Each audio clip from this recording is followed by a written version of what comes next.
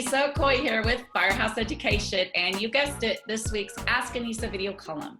And if you're watching the video today, I am super excited because I have a great guest on with me, and we have kind of an interesting story and how we connected. I will share that with you. But I have Chip Merlin with Merlin Law Group, and I believe you are located Southern Florida. Is that right, Chip? Actually, I'm located in Tampa, Florida. Most people consider Tampa, Florida to be Central Florida, but on the west coast of Florida, versus most people think of South Florida as down in Miami, Fort Lauderdale. Gotcha. Area. All right. So he is in the warm, sunny state though of Florida, which I kind of wish I was there right now because I'm in 18 degrees and about a foot of snow. So, but anyway, happy to have you here with me.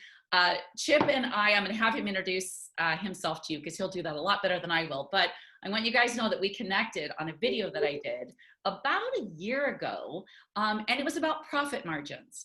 And it was about the kind of profit margins that you should be maintaining and making, and how if you are making great profits, which you should be in restoration, doesn't make you a bad guy. In fact, it makes you a great restoration contractor because we're not nonprofits, 5013Cs, right? And the more profit that we make and be able to be sustainable in our company to help more in our community, whether that's one-off losses or maybe even going to work cap losses. So anyway, Chip and I, he sent me an email when he saw that video, and we were able to connect. And Chip has a great website, merlinlawgroup.com. He has a wonderful newsletter, which I am subscribed to. And Merlin is an attorney, but I'm going to let him tell you who he represents, I guess, in our industry. So Merlin, tell everybody on here a little bit about yourself and what it is that you do as an attorney in our industry. Well, sure. Hey, thanks for the introduction, and I appreciate being here. This is really an honor. So let me tell everybody a little bit about who I am. I am a lawyer. I represent policyholders, and that's all my law firm does is represent policyholders. We have over 60 attorneys. We're all over the United States. We have, I think, 13 offices now, from Los Angeles, San Francisco, Denver, Chicago, Houston, Oklahoma City, Tampa, West Palm Beach, up in New Jersey, Red Bank, Panama City, Florida. We have a small office in Lake Charles right now because of the hurricanes, unfortunately, that went through Louisiana this past year, and even a small little office down in the Florida Keys. This is all I've done for my entire adult life is property insurance law. It's a very nerdy topic for attorneys to do. When I first started doing this, I actually, in 1982, I was representing insurance companies for a property insurance defense firm. It was a small property insurance defense firm at the time. It had 6 attorneys. Paul Butler was my mentor. That Butler firm has now grown to over 160 attorneys, I believe now. Wow. And in my law firm, when I left a few years after I started in 1985, is slowly but surely grown to now we have over 60 attorneys.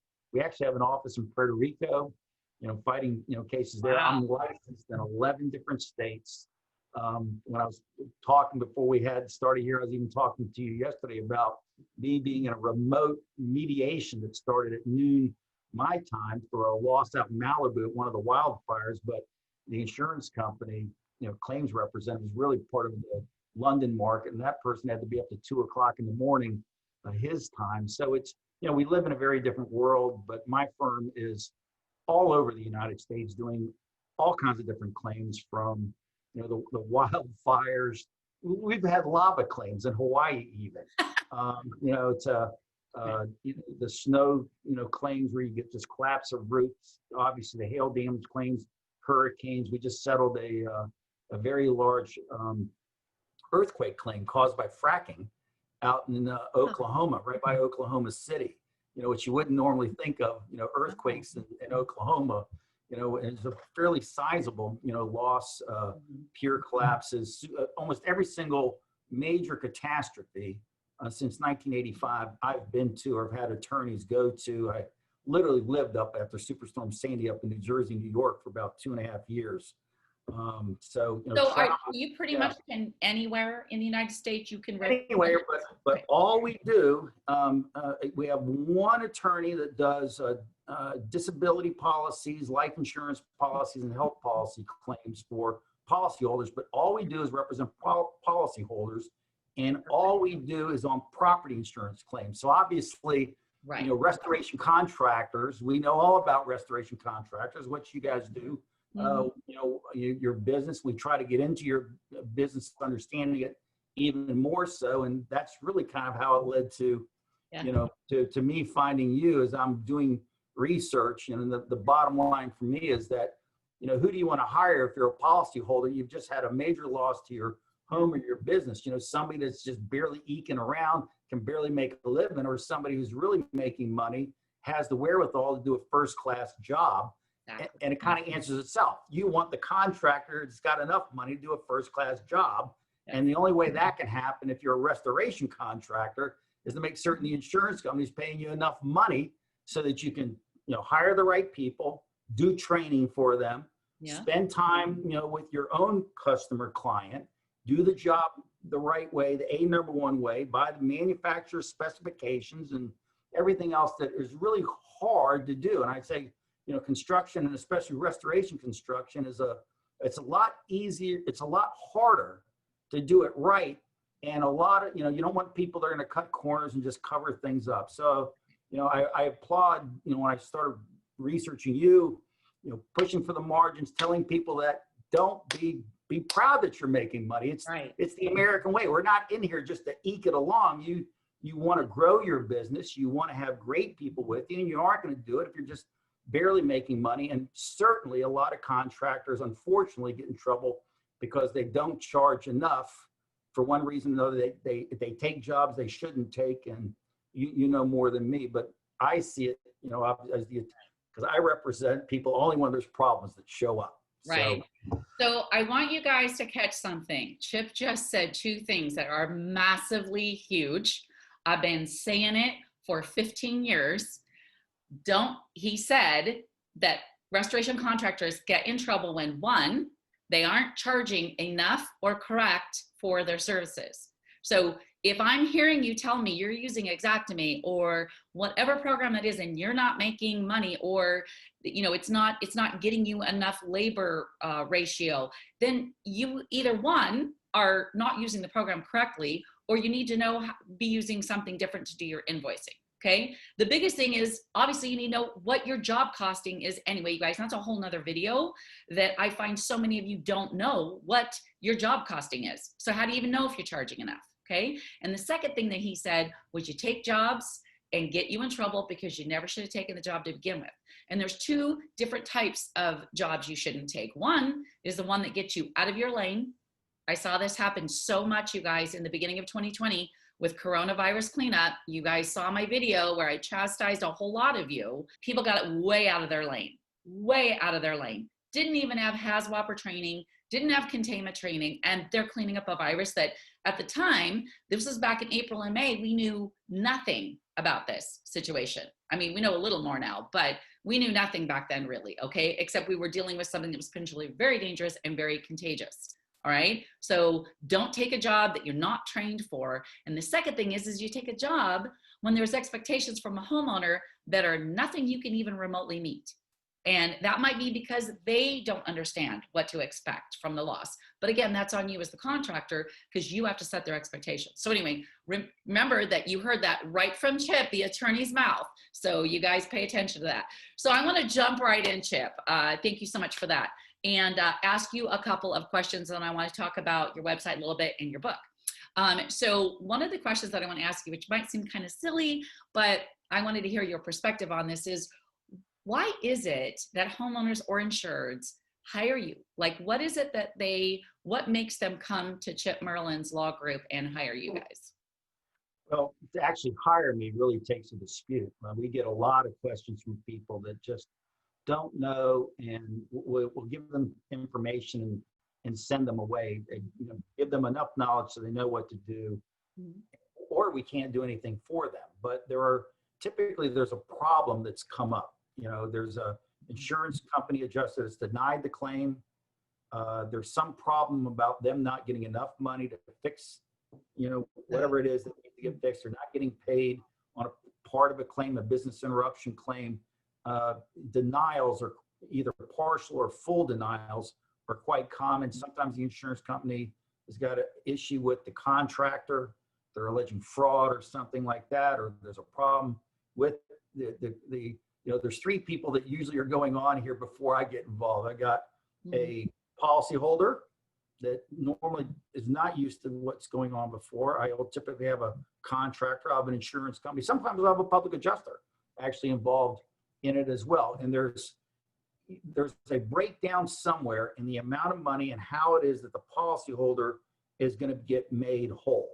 And there's a disagreement about either the amount that's owed or what's happened in the past, and people are upset with one another. And so, typically by the time it comes to me, I tell everybody, if 90%, 95% of all the claims are going through with, people are happy or there's a little bit of friction and stuff like that, my world is always dealing with people that are frustrated. I was having a visual, meeting today on Zoom, or on actually Microsoft Teams with my California office. So where's this other attorney? And he was talking to his clients, and apparently, people get upset. And I jumped in to help out a little bit, but you could hear it in their voice. And still, 4 months after they came to us, and we're still working through with accountants and stuff about the amount of the business interruption claim, how mad they were at their insurance adjuster, and so I think it's important for restoration contractors, when you first go out there,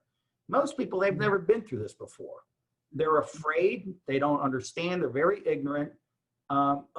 It's traumatic, emotionally traumatic to people. And so having a calm voice, an experienced voice, one that you're going to get through this. I've been through this hundreds, thousands of times, and we'll get through this together.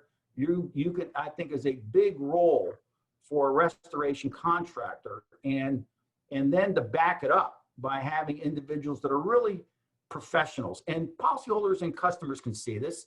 How does your team, how do they dress? How do they look? How do they conduct themselves in front of the policyholder? Are they polite? Are they courteous? And all those things, just demonstrate a willingness of everybody on your team, the restoration contract team, to be first class and professional. And don't kid yourself, customers can tell. And the more they see that, the more they feel good about the selection that they've made. And hopefully what you're going to get eventually is, because I say, there's a number of things that contractors want, but I tell you what you really want is when you're going with the insurance company, having a discussion with that insurance adjuster, you ask your customer what type of job, they think we did out there, and how happy they are that they got a first-class job. You might be telling me not, but I provided something. This is not a shoddy service we did. It was a great job. Here's what they said in writing already. That helps a lot, especially when at the very end, you've done your job. Now you're waiting for the payment from the insurance company at the end for everything. If it's even a holdback on replacement cost or whatever it might be there, and you want the insurance company to know that their customer is happy with the job that you did. It means a lot. Yeah, that is excellent. Our entire marketing that we've done in our company for years, and that we teach other restoration companies, is 100% based at its core on our testimonial that we get from our client. Of course, I prefer video. I'm all about the video. I started doing video back in 2008 before anybody was doing any kind of video in restoration, but it's huge. And then when you get that, what do you do as part of the program? You send it to the adjuster so that the adjuster sees that testimonial video or writing, if that's what you get it in. But that's huge. So would you say that a lack of knowledge, Chip, about the insurance policy, understanding their actual policy, whether it's understanding ACV, RCV, the word depreciation, all of that, would you say that that's really a huge piece that's at the core of frustration with insureds? Well, certainly. First of all, nobody reads their insurance policy every single year it comes in. Nobody. I don't. I just switched insurance companies. I went to one that I think is more the high end. Do I know exactly what's there? No. As a matter of fact, they haven't even sent me the policy. I've got a deck page. I'm still waiting for the rest of the policy. Out goes $4,300, I think is what the premium was. And this is after allowing them to come into, my place, take every single photo. It's like we're doing all this underwriting that's never happened before, guaranteed replacement, all that, but I've actually read the terms and this is what I do for a living? No. And so, I mean, people don't read their insurance policies. They frankly don't think they're going to have a loss. It's going to happen to their neighbor. It's going to happen to somebody else. It ain't going to happen to me. I mean, it's sort of, if we walked around thinking it's going to happen to us all the time, what kind of world would that be? So, the first lesson to know, that customer has not read their insurance policy and they didn't think this loss was going to happen to them. I guarantee you, we're filming this right after Christmas 2020. The people in Nashville where that bomb blew up, they didn't think that they wouldn't be back at their apartments or their businesses and things like that. This would happen to them. Like, you have got to be kidding. They must think this is the weirdest thing in the world that would never happen, but it did. And that's why we have insurance. And so you're dealing with somebody who typically is very ignorant about what their terms are, and they are praying to goodness that they've got the coverage that they need that's going to take care of them and put them back. And they just want this, oh my God, to get back. One of the things I actually talk about with many policyholders, and I also make certain we have some discussion with restoration contractors and everybody else, is that insureds, the policyholder does not have to, especially after the major loss, doesn't have to rebuild exactly back the way it used to be. Right. So sometimes, hey, look, we can do up an estimate for what it's going to cost to put it back exactly the way it was, because that's what the policy typically pays on. Right. Versus, are you sure you want to put it back this way? Because, the 1960s, way of construction is not necessarily considered contemporary in 2020. You might want to put it back some other way and have that discussion. Who's going to do it? Will the insurance company have to pay for, will you pay for it? People have design changes, or what's the extra amount?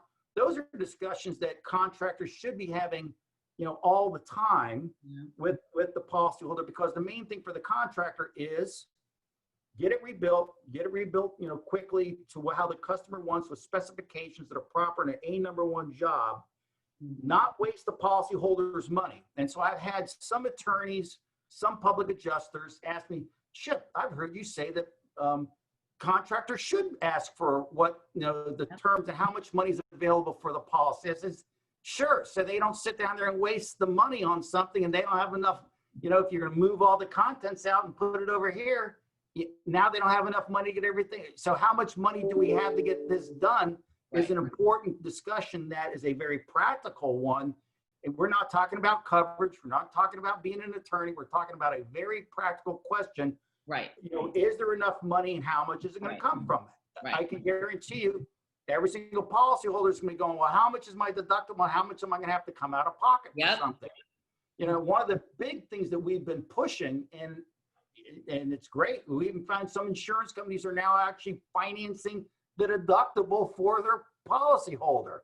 The deductibles have been rising, and especially in catastrophic areas, where you might have a earthquake, hailstorm, hurricane, flood, whatever it might be. And these large deductibles, most people, frankly, just don't have the money. Right. The truth is 73% of all Americans live from paycheck to paycheck.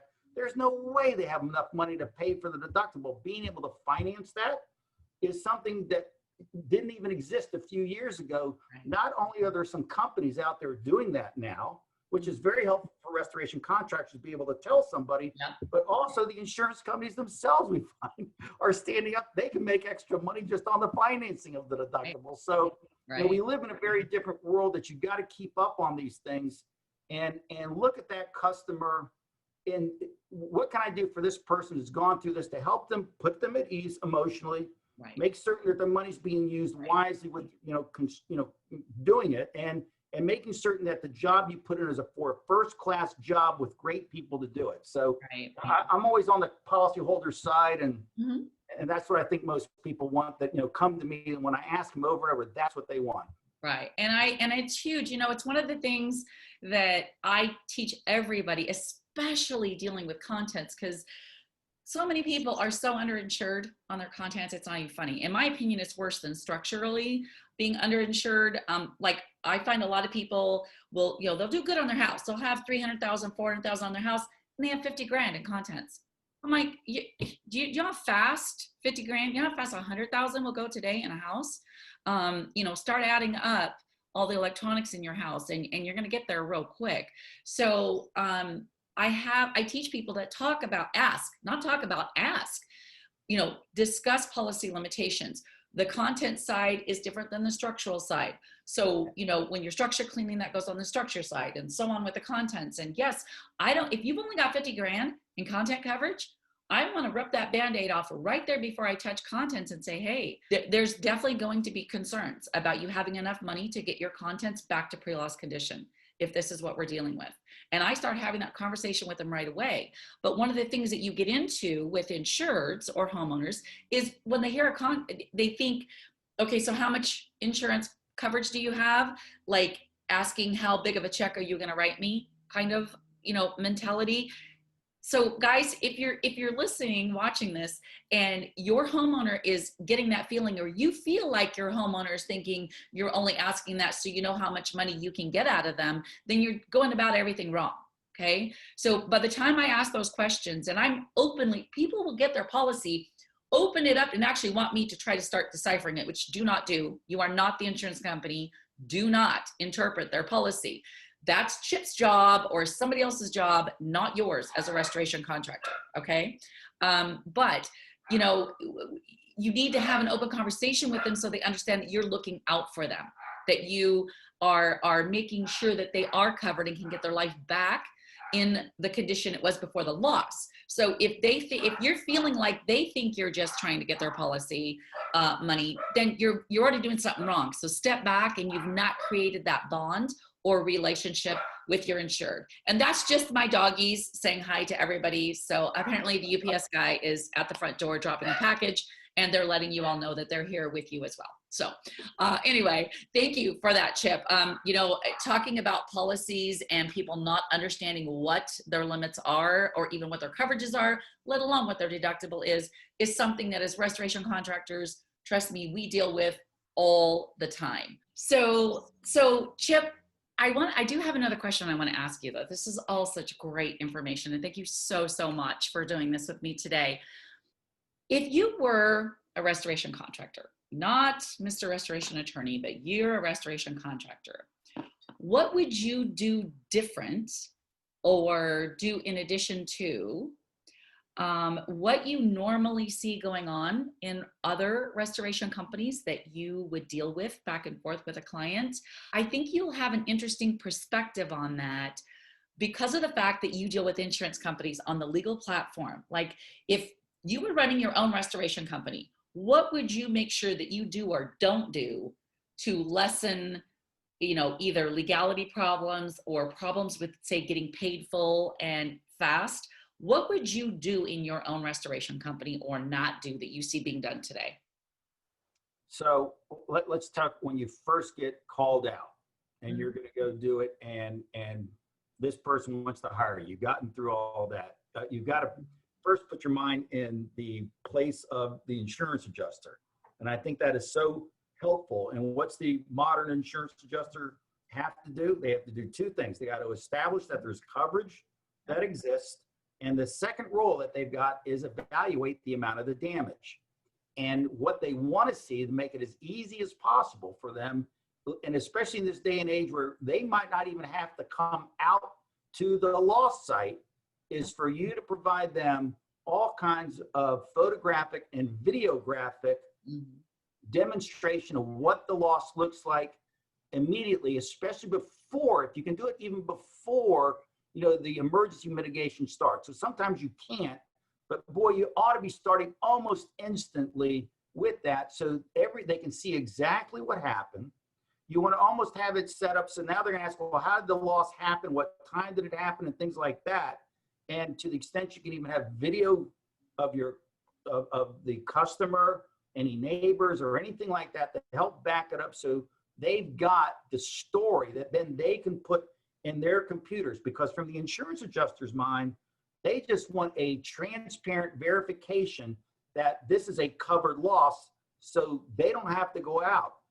Those companies that are the very best today are using Matterport out there. So they're getting three-dimensional stuff. They're providing everything that they know the insurance carriers are asking for. It might be drones from above, neighborhood sites. So this just didn't happen here, but the rest of the neighborhood is exactly the same. They want verification that this is first a covered loss, and then they get the idea about what the enormity of the loss, will be through your visual evidence that you're going to provide to them. I think then you've got to have, since the industry standard, no matter what you say, is still Xactimate. If you really want to make the claims go along well, using that, but understanding how construction works with respect to, you've got to be really, really good with respect to specifications and have somebody on your staff that is a specialist in Xactimate that's certified. And more of the better insurance companies are requiring their adjusters to become certified too. So these people can talk as peers and they'll know what they're talking about. So when you have changes either to price, to specifications and something different, they can talk about that one-to-one. And that might be a person different than the actual person doing the work. And so I find the best companies are actually having trained, estimators out there that are going to be talking with the insurance company when they ask about price. And sometimes I have my public adjuster friends and everybody, you made a great point. Everybody should be staying in their lane. I mean, nobody would want Chip Merlin to go build their home, okay? But and don't take this the wrong way, there's not too many public adjusters, and contractors that I want to have go down and argue something in court about what the hearsay rule is either, and argue about statutes and things like that. Everybody's got a lane that they can stay in, and I appreciate you saying that. But for contractors especially, insurance company adjusters supposed to be calling up and asking, what is it about this price? How come you're doing it this way? What are you doing? Is there a less expensive way to do that? That is their role. I mean, and to be true about it, they've got to be concerned about some people taking advantage of it, and whether it's a contractor or a customer doing something that is not, well, we can pay for it, but we shouldn't pay for it because you're getting something, a much better betterment that's really not entitled to under the insurance policy. Right. But sometimes that's what they're thinking. Right. And they're checking in. And if you explain to them why it needs to be that way, and that estimator should understand that, I mean, that's a great thing. But that discussion should be going on all the time between contractor and adjuster. And certainly the vast, probably 99.9% of the time, the customer has no idea. They don't do, unless they are in the construction business themselves, how would they know? They don't know. I don't, I mean, I'm a lawyer. Do I really have 100% of my, no, I'm doing the best I can by getting trained up, but I don't do it day in, day out like you do. Right. And in most states, you got to be licensed to do this. There's all kinds of, requirements to do construction the right way. So I think having that type of specialty is a big help.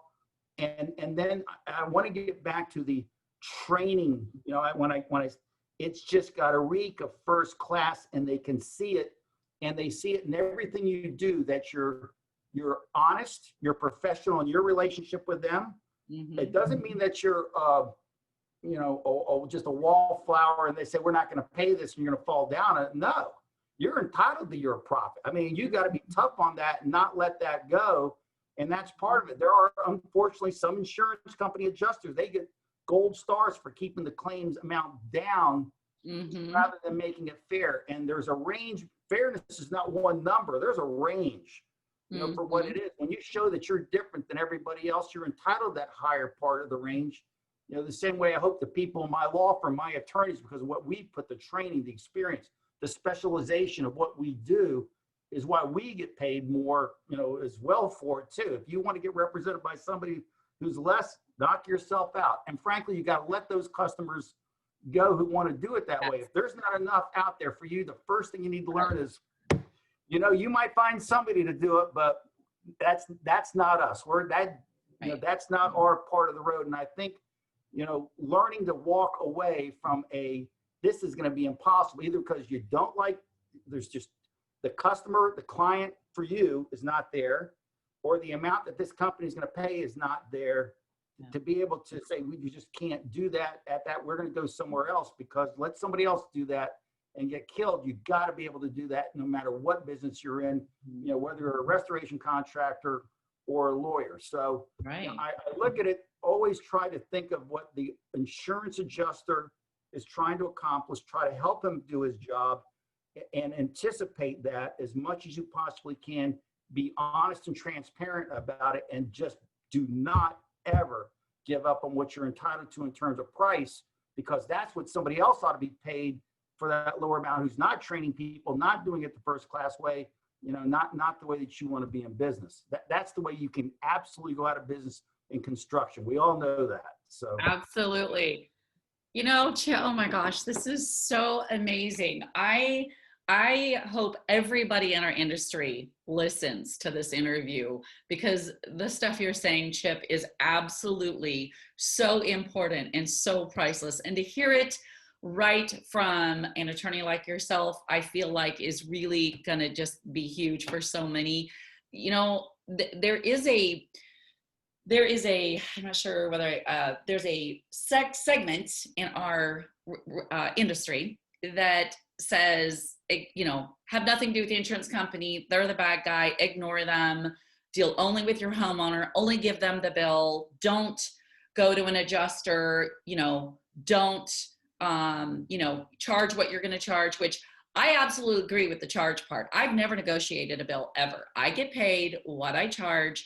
It was not, if it's an estimate and I haven't done the work, then I just don't do parts of the work if the money's not there. But if I'm handing over a bill when I'm done with contents, I'm done. I bill at the end. So that's my bill. That's not, you don't take your car to the shop and get tires put on it and then negotiate the bill they hand you when the tires are on. No, you knew what this was up front, and that's my bill. But what you saying, which I have been saying so much, any of you, especially that have done my training, know this. What's the number one thing that I tell you to do? Be the adjuster for the adjuster. Make their job easier. Be the adjuster's solution partner. If you do that and don't make them the bad guy and get yourself in angst with them and they're the enemy and I'm not going to let them do this, you're just going to get everything a big mess. You're going to have the homeowner who's going to suffer. Honestly, the innocent person in the middle of this is just going to suffer horribly. And you're not going to get what you want. Neither's the adjuster, and nobody's going to win. It's got to be a win-win-win. Restoration contractor, the insured, and the adjuster. Okay. And you heard it straight from Chip. If he was starting a restoration company tomorrow, I took quick little notes here.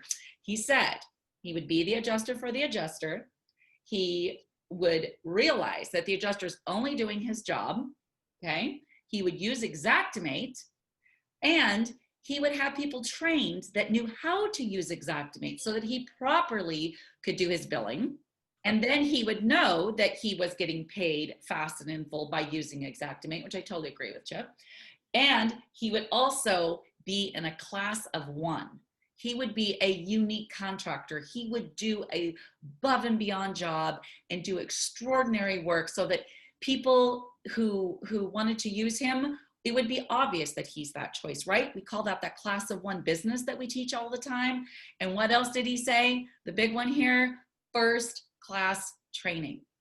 He would have his team trained in all aspects, whether they're, I'm sure, contract cleaning, supervisor, technician, his Xactimate estimating person, project manager, all of that. He would have his team trained. They would know what they're doing, and they would do a first class, top-notch operation.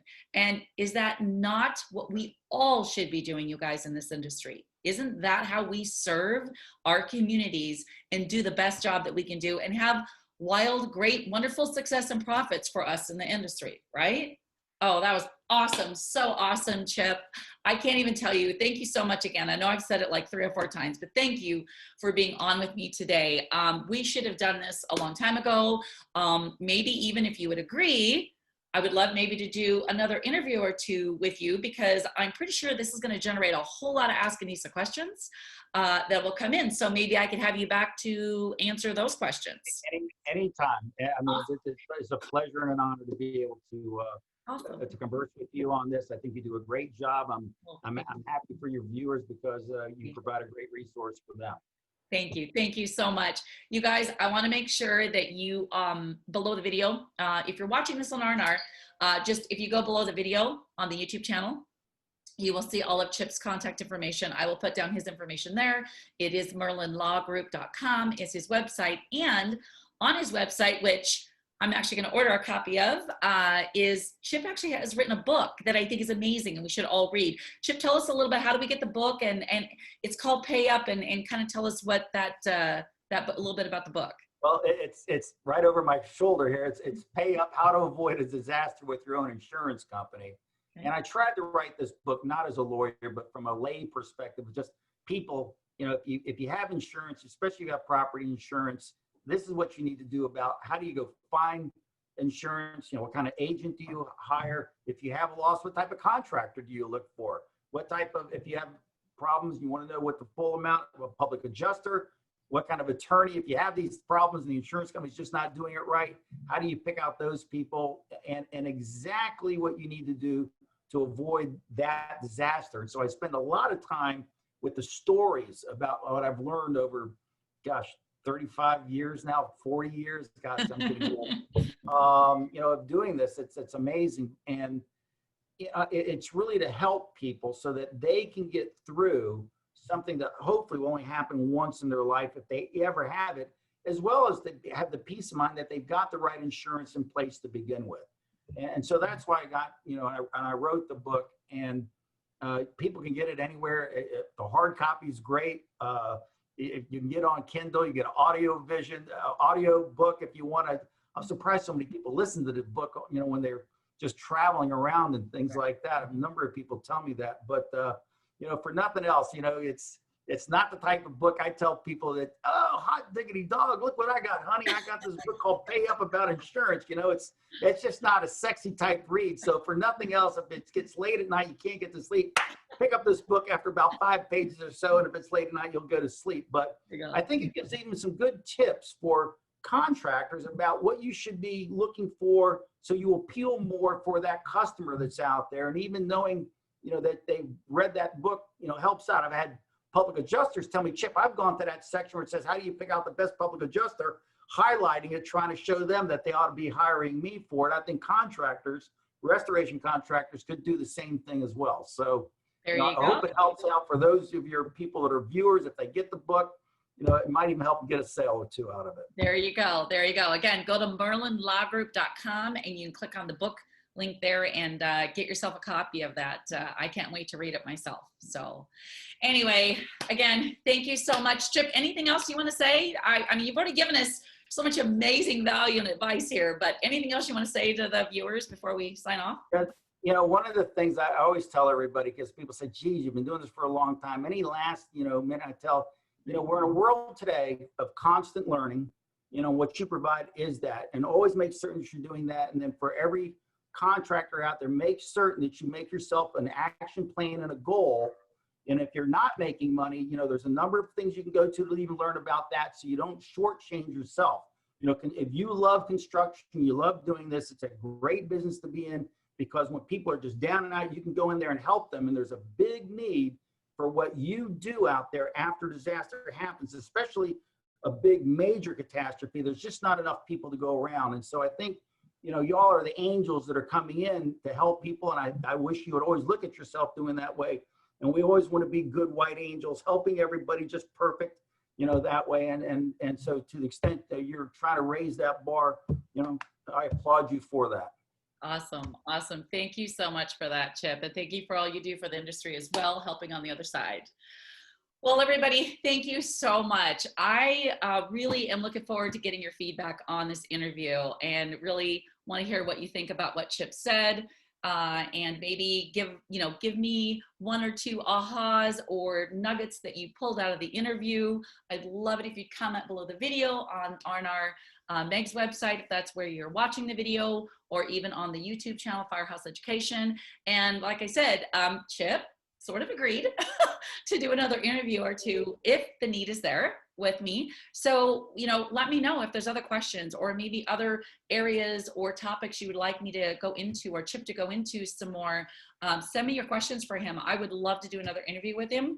And if there's someone else in the industry supportive, as Chip is, that you would like me to do an interview with, let me know. I'm always trying to help you guys out. So on that note, if you're watching this, be sure that you are subscribed to the YouTube channel. give me a nice like, thumbs up on the video if you enjoyed this and found value. And be sure that you are a cool kid and subscribe to rnrmagonline.com's e-newsletter so that you get this video and lots of other goodies every Friday in your email inbox. And on that note, I hope your 2021 is off to a great, great start. Send me your questions, Anissa@firehouseeducation.com, and I just might feature you on next week's Ask Anissa video column.